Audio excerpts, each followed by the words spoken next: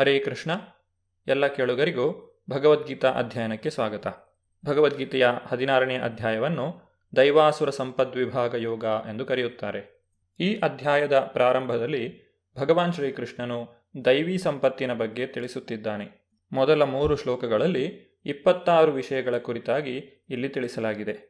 ಕಳೆದ ಸಂಚಿಕೆಯಲ್ಲಿ ನಾವು 20 ವಿಷಯಗಳನ್ನು ನೋಡಿದ್ದೇವೆ. ಈಗ ಅಲ್ಲಿಂದ ಮುಂದುವರಿಸುತ್ತಿದ್ದೇವೆ. ತೇಜಸ್ಸು ಎನ್ನುವುದು ಕ್ಷತ್ರಿಯರಿಗೆ ಹೇಳಿರುವಂತಹ ಗುಣ. ಬಲಶಾಲಿಗಳಾದಂತಹ ಕ್ಷತ್ರಿಯರು ದುರ್ಬಲರಿಗೆ ರಕ್ಷಣೆಯನ್ನು ನೀಡಬೇಕು. ತನ್ನ ಶೌರ್ಯ ಮತ್ತು ಪರಾಕ್ರಮದಿಂದ ಆತನು ಶತ್ರುಗಳನ್ನು ಮಣಿಸಬೇಕು. ಶರಣಾಗತರಾದವರನ್ನು ಕ್ಷಮಿಸುವುದು ಸಹ ಕ್ಷತ್ರಿಯನ ಒಂದು ಗುಣವಾಗಿದೆ. ಶೌಚಂ ಎಂದರೆ ಶುಚಿಯಾಗಿರುವುದು. ವ್ಯಕ್ತಿಯು ಮನಸ್ಸು, ಶರೀರ ಮತ್ತು ವ್ಯವಹಾರಗಳಲ್ಲಿ ಶುಚಿಯಾಗಿರಬೇಕು. ನಾತಿಮಾನಿತ ಎಂದರೆ ಮನ್ನಣೆಯನ್ನು ನಿರೀಕ್ಷಿಸದೇ ಇರುವುದು. ಈ 26 ಅರ್ಹತೆಗಳು ದಿವ್ಯ ಗುಣಗಳು. ಸಾಮಾಜಿಕ ಮತ್ತು ವೃತ್ತಿಯ ವ್ಯವಸ್ಥೆಯ ಬೇರೆ ಬೇರೆ ಅಂತಸ್ತುಗಳಿಗೆ ಅನುಗುಣವಾಗಿ ಅವುಗಳನ್ನು ಬೆಳೆಸಿಕೊಳ್ಳಬೇಕು. ಐಹಿಕ ಸ್ಥಿತಿಗತಿಗಳು ತೀರಾ ದುಃಖಕರವಾಗಿದ್ದರೂ ಎಲ್ಲ ವರ್ಗಗಳ ಮನುಷ್ಯರು ಅಭ್ಯಾಸದಿಂದ ಈ ಗುಣಗಳನ್ನು ಬೆಳೆಸಿಕೊಂಡರೆ ಕ್ರಮೇಣ ಆಧ್ಯಾತ್ಮಿಕ ಸಾಕ್ಷಾತ್ಕಾರದ ಅತ್ಯುನ್ನತ ನೆಲೆಗೆ ಏರಲು ಸಾಧ್ಯವಾಗುತ್ತದೆ. ದೈವಿ ಸಂಪತ್ತನ್ನು ವಿವರಿಸಿದ ನಂತರ ಭಗವಂತನು ಈಗ ಆಸುರಿ ಸಂಪತ್ತಿನ ವಿಷಯವಾಗಿ ನಮಗೆ ತಿಳಿಸಿಕೊಡುತ್ತಿದ್ದಾನೆ. ಆಸುರಿ ಸಂಪತ್ತು ವ್ಯಕ್ತಿಯನ್ನು ನರಕಕ್ಕೆ ಎಳೆದೊಯ್ಯುತ್ತದೆ.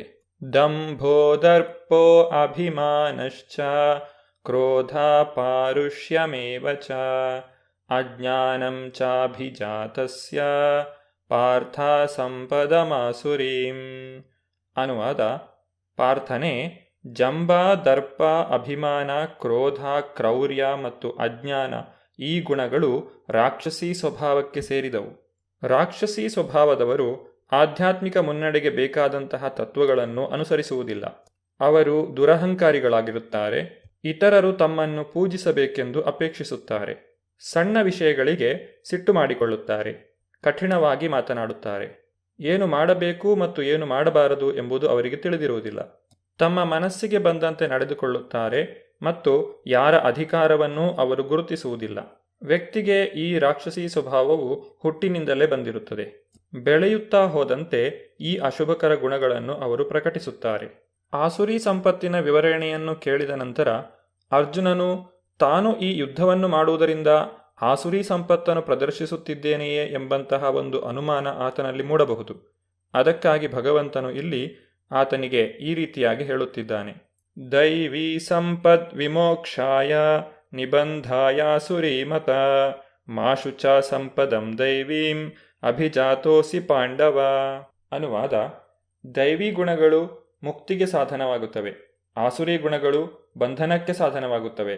ಪಾಂಡುಪುತ್ರನಾದ ಅರ್ಜುನನೇ, ಶೋಕಿಸಬೇಡ, ಏಕೆಂದರೆ ನೀನು ದೈವಿ ಸಂಪತ್ತಿನೊಡನೆ ಹುಟ್ಟಿದ್ದೀಯೆ. ಅರ್ಜುನನು ಆಸುರಿ ಸಂಪತ್ತನ್ನು ಹೊಂದಿಲ್ಲ. ಆತನು ಯುದ್ಧದಲ್ಲಿ ತೊಡಗುವುದು ಆಸುರಿ ಪ್ರವೃತ್ತಿಯಲ್ಲ, ಏಕೆಂದರೆ ಅವನು ಅದರ ಸಾಧಕ ಬಾಧಕಗಳನ್ನು ಕುರಿತು ವಿಚಾರಿಸುತ್ತಿದ್ದನು. ಭೀಷ್ಮ ದ್ರೋಣರಂತೆ ಗೌರವಾರ್ಹರಾದಂತಹ ವ್ಯಕ್ತಿಗಳನ್ನು ಕೊಲ್ಲಬೇಕೇ ಬೇಡವೇ ಎಂದು ಯೋಚಿಸುತ್ತಿದ್ದ ಅರ್ಜುನನು ಕೋಪ, ಒಣಪ್ರತಿಷ್ಠೆ ಅಥವಾ ಕ್ರೌರ್ಯದ ಪ್ರಭಾವಕ್ಕೆ ಒಳಗಾಗಿರಲಿಲ್ಲ.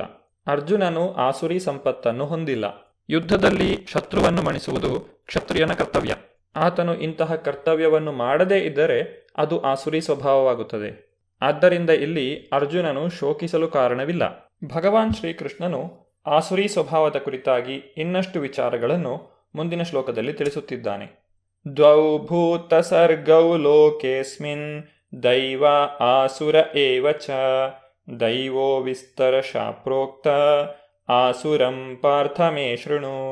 ಅನುವಾದ: ಪಾರ್ಥನೆ, ಜಗತ್ತಿನಲ್ಲಿ ಸೃಷ್ಟಿಯಾಗಿರುವವರಲ್ಲಿ 2 ವಿಧಗಳಿವೆ.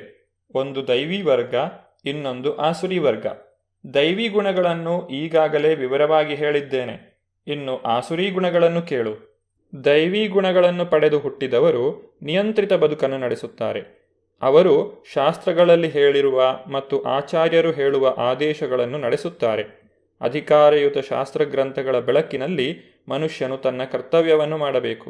ಇದನ್ನೇ ದೈವಿ ಮನೋಧರ್ಮ ಎಂದು ಕರೆಯುತ್ತಾರೆ. ಶಾಸ್ತ್ರಗಳಲ್ಲಿ ತಿಳಿಸಿರುವಂತಹ ನಿಯಂತ್ರಕ ಸೂತ್ರಗಳನ್ನು ಪಾಲಿಸದೆ ತನ್ನ ಅನಿಸಿಕೆಗಳಂತೆ ನಡೆಯುವವನನ್ನು ಆಸುರಿ ಎಂದು ಕರೆಯುತ್ತಾರೆ. ದೇವತೆಗಳು ಮತ್ತು ಅಸುರರು ಇಬ್ಬರೂ ಪ್ರಜಾಪತಿಯ ಮಕ್ಕಳು. ಒಂದೇ ವ್ಯತ್ಯಾಸವೆಂದರೆ ಒಬ್ಬರು ವೇದಗಳ ಆದೇಶಗಳನ್ನು ಪಾಲಿಸುತ್ತಾರೆ, ಇನ್ನೊಬ್ಬರು ಪಾಲಿಸುವುದಿಲ್ಲ. ಪ್ರವೃತ್ತಿಂ ಚ ನಿವೃತ್ತಿಂ ಚ ಜನಾನಾ ವಿದುರಾಸುರ ನ ಶೌಚಂ ನಾಪಿ ಚಾಚಾರೋ ನ ಸತ್ಯಂ ತೇಷು ವಿದ್ಯತೆ. ಆಸುರಿ ಪ್ರಕೃತಿಯವರಿಗೆ ಏನು ಮಾಡಬೇಕು ಏನು ಮಾಡಬಾರದು ಎಂದು ತಿಳಿಯದು. ಅವರಲ್ಲಿ ಶುಚಿತ್ವವಿಲ್ಲ, ಸನ್ನಡತೆ ಇಲ್ಲ, ಸತ್ಯವಿಲ್ಲ. ಪ್ರತಿಯೊಂದು ನಾಗರಿಕ ಸಮಾಜದಲ್ಲಿಯೂ ಧಾರ್ಮಿಕ ಗ್ರಂಥಗಳ ನಿಯಮ ನಿಬಂಧನೆಗಳು ಇರುತ್ತವೆ.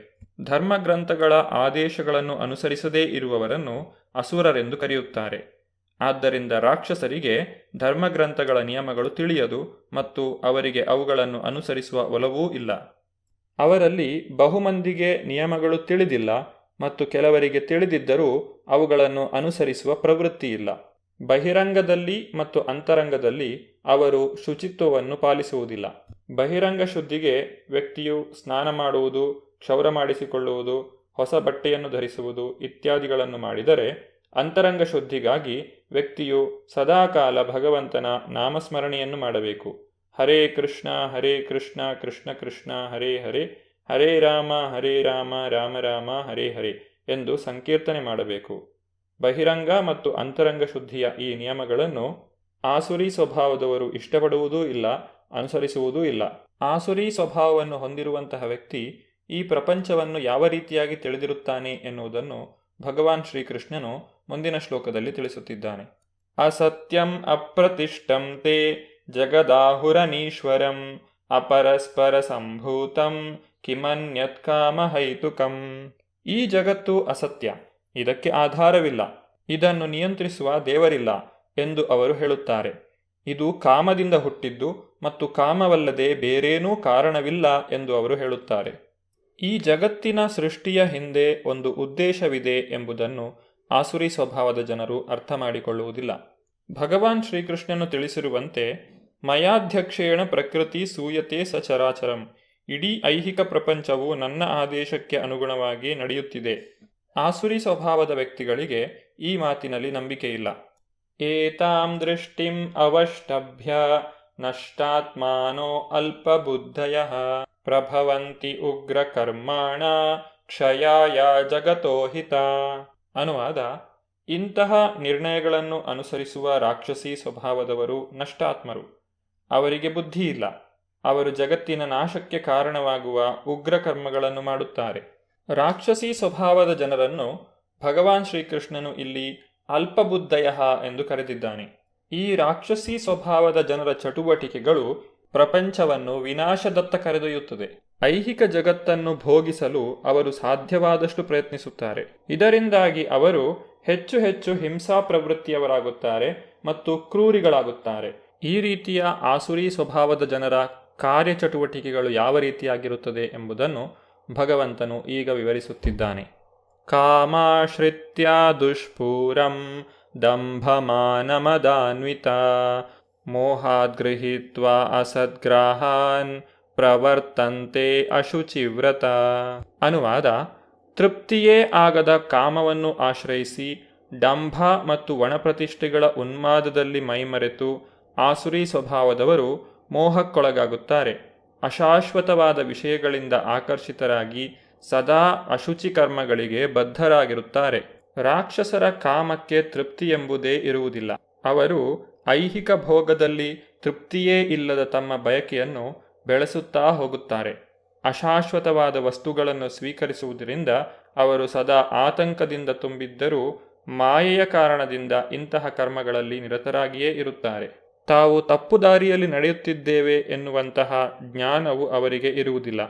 ಕಾಮಭೋಗ ಮತ್ತು ಐಹಿಕ ಸಂಪತ್ತಿನ ಶೇಖರಣೆಯಲ್ಲಿ ಅವರು ನಿರತರಾಗುತ್ತಾರೆ. ನರಕದ ಕಡೆಗೆ ಸಾಗುತ್ತಿದ್ದರೂ ತಾವು ತುಂಬ ಮುಂದುವರಿದವರು ಎಂದು ಅವರು ಭಾವಿಸುತ್ತಾರೆ. ಚಿಂತಾಂ ಅಪರಿಮೇಯಾಂ ಚ ಪ್ರಲಯಾಂತಾಮುಪಾಶ್ರಿತ ಕಾಮೋಪಭೋಗ ಪರಮ ಏತಾವದಿತಿ ನಿಶ್ಚಿತ ಆಶಾಪಾಶ ಶತೈರ್ಬದ್ಧ ಕಾಮಕ್ರೋಧಪರಾಯಣ ಈಹಂತೆ ಕಾಮಭೋಗಾರ್ಥಂ ಅನ್ಯಾಯೇನ ಅರ್ಥ ಸಂಚಯಾನ್. ಅನುವಾದ: ಇಂದ್ರಿಯ ಭೋಗವೇ ಮಾನವ ನಾಗರಿಕತೆಯ ಮುಖ್ಯ ಅಗತ್ಯ ಎಂದು ಅವರು ನಂಬುತ್ತಾರೆ. ಹೀಗೆ ಬದುಕಿನ ಕೊನೆಯವರೆಗೆ ಅವರದು ಅಳೆಯಲಾಗದ ಆತಂಕ. ಲಕ್ಷಾಂತರ ಬಯಕೆಗಳ ಬಲೆಯಲ್ಲಿ ಸಿಕ್ಕಿಬಿದ್ದು ಕಾಮಕ್ರೋಧಗಳಲ್ಲಿ ತನ್ಮಯರಾಗಿ ಅವರು ಇಂದ್ರಿಯ ತೃಪ್ತಿಗಾಗಿ ಅನ್ಯಾಯವಾದ ರೀತಿಯಲ್ಲಿ ಹಣ ಸಂಗ್ರಹ ಮಾಡುತ್ತಾರೆ. ಆಸುರಿ ಸ್ವಭಾವದ ಜನರ ಚಟುವಟಿಕೆಗಳ ಬಗ್ಗೆ ಇನ್ನಷ್ಟು ವಿಚಾರಗಳನ್ನು ನಾವು ಮುಂದಿನ ಸಂಚಿಕೆಯಲ್ಲಿ ನೋಡೋಣ. ಧನ್ಯವಾದಗಳು. ಹರೇ ಕೃಷ್ಣ.